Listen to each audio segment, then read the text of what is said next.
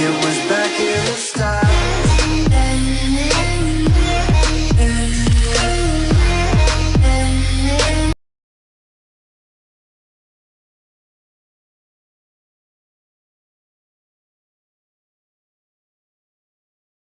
Relevansi konteks mengacu pada pentingnya memahami situasi, latar belakang, dan faktor-faktor yang memengaruhi suatu pernyataan, ide atau tindakan dalam analisis, pengambilan keputusan, atau komunikasi.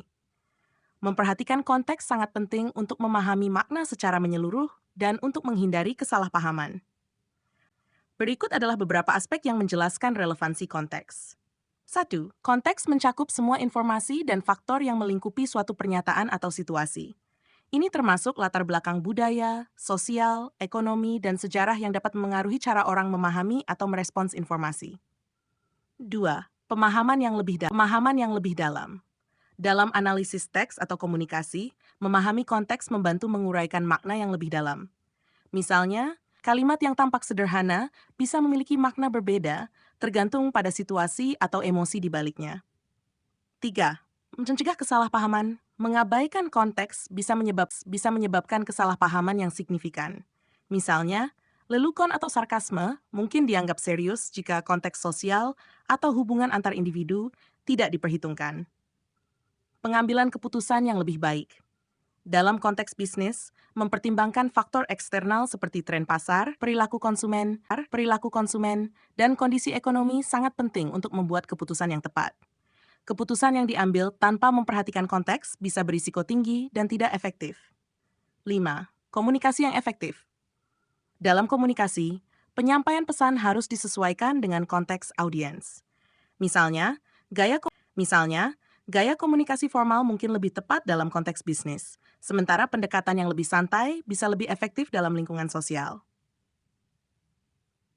Pertimbangan budaya. Konteks budaya memengaruhi cara orang berpikir, berperilaku, dan berkomunikasi.